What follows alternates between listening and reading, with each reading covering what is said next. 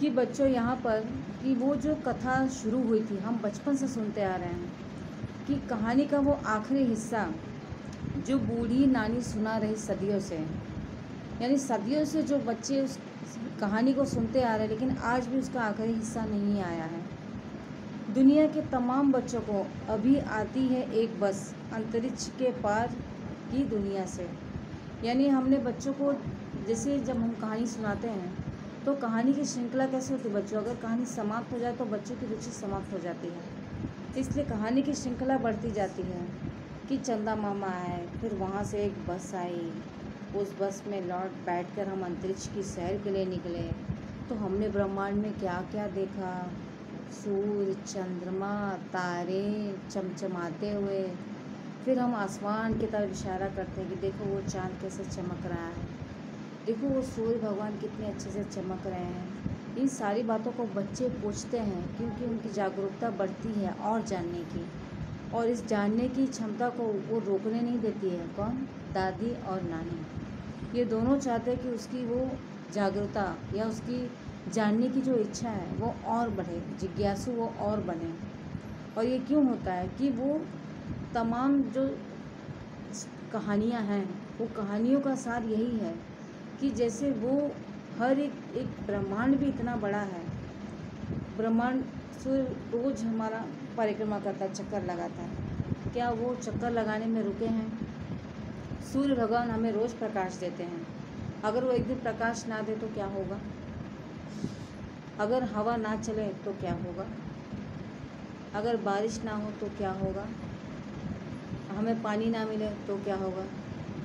ये क्या होगा, ये बहुत कठिन शब्द है, लेकिन इसे चलाने के लिए ईश्वर ने भी जिन्हें जो काम दिया है वो समय से वो करते हैं बच्चों को। जब वो समय से इन चीज़ों को धीरे धीरे लेकर चल रहे हैं और रुकते नहीं हैं, उनका नियम डेली का जो काम है वो उसे करते रहते हैं, तो हम पीछे क्यों होते हैं? दादी नानी के उस आखिरी हिस्से को हम क्यों अंत में पहुंचना चाहते हैं? अभी और हमें जानना है, हमें ब्रह्मांड के बारे में और भी चीज़ें जाननी हैं कि अंतरिक्ष के पार की दुनिया कैसी है, अंतरिक्ष में और कैसे कैसे लोग रहते हैं। ये सारी कहानियाँ बच्चों उसी कहानी के सार में आगे बढ़ती जाती है और वो बच्चा जागरूकता से सुनते सुनते आज वो एक बड़ा बच्चा बन जाता है। लेकिन आज भी वो जानने की इच्छा रखता है कि कहानी का आखिरी सार क्या था, और उस सार को दादी नानी कभी समाप्त नहीं होने देती। वो इसीलिए नहीं होने देते बच्चों कि बच्चा जागरूकता उसकी बढ़ती जाती है, और इसमें क्या होता है, हम उन चीज़ों को और भी जगह पर जानते हैं, समझते हैं, पढ़ते हैं, तो आपको भी उन चीज़ों की जानने की इच्छा और बढ़ती है, प्रबल होती है। और उस इच्छा को जगाने के कार्य की कमी दादी नानी कभी नहीं होने देते। आपकी उस इच्छा को जगाए रखने का कार्य वो निरंतर करती रहती है। तो जब बच्चों वो ना रुकें तो हम क्यों रुक जाएं? और इसी आशावादी दृष्टि के साथ अब हम आगे का पैराग्राफ देखते हैं कि आती है एक बस अंतरिक्ष के पार की दुनिया से, जैसा कि हमने स्टोरी में देखा है। लाएगी बचे हुए लोगों की खबर, नहीं यह सबसे कठिन समय नहीं है। अर्थात जिस बस में दादी नानी हमें बचपन से घुमा रही हैं कि उसमें अंतरिक्ष के उस पार भी बहुत बड़ी दुनिया है, वहाँ के लोग भी हमारे जैसे हैं, हमारे जैसे खाते हैं, पीते हैं, रहते हैं, और उन लोगों क्या लाएगी बचे हुए लोगों की खबर। अब वहाँ पे पता नहीं कोई होगा कि नहीं। फिर वो बस और आगे बढ़ती है, कुछ लोग मिलते हैं लेकिन ज़्यादा लोग नहीं मिलते हैं। फिर उन लोगों की खबर मिली है कि नहीं, क्या अंतरिक्ष में जान होती है कि नहीं, अंतरिक्ष में हम जीवन व्यतीत कर सकते हैं कि नहीं। ऐसा बहुत सारे, अगर वैज्ञानिक भी बच्चों आज हार मान जाते तो हम आज चंद्रमा तक पहुंच नहीं पाते हैं। तो जब उन्होंने हार नहीं मानी, उस जिज्ञासा को अपने प्रबल बनाया और उस पर मेहनत की, आज भी मेहनत कर रहे हैं वो, जब वे लोग नहीं हार मान रहे तो हम क्यों हार मानें।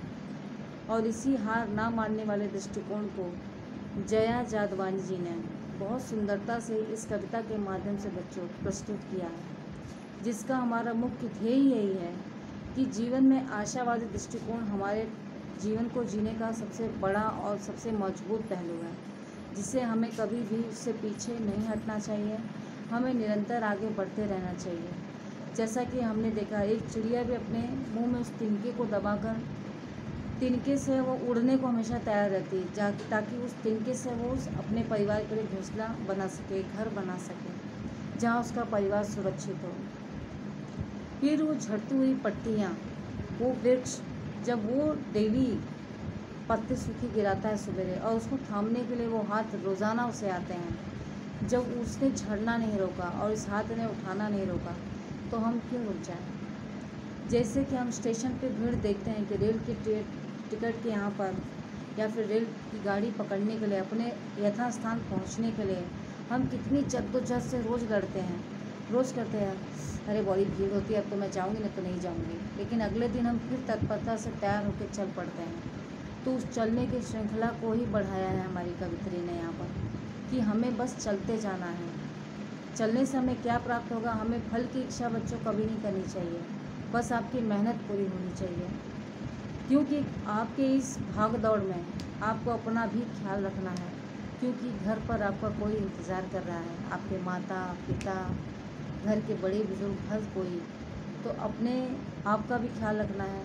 अपने घर में ही अपने लोगों को दोस्त बनाइए, अपनी बातों को खुलकर आदान प्रदान कीजिए, जिससे आपके मन में कोई भी बात आपको डरा ना सके, भयभीत ना कर सके। दादी नानी के द्वारा हमने जो जो कहानियाँ सुनी और समझी हैं, उन कहानियों का अंत तो आज तक नहीं हो पाया, लेकिन आज भी अंतरिक्ष की उस यात्रा में वो बच्चा अभी भी हर एक जगह कि वहाँ जीवन है कि नहीं, और वहाँ की कोई लोगों की मैं खबर ला पाऊँगा कि नहीं, लेकिन इस जिज्ञासा में वो आज भी आगे बढ़ते रहना चाहता है, वो अभी भी पीछे नहीं आना चाहता।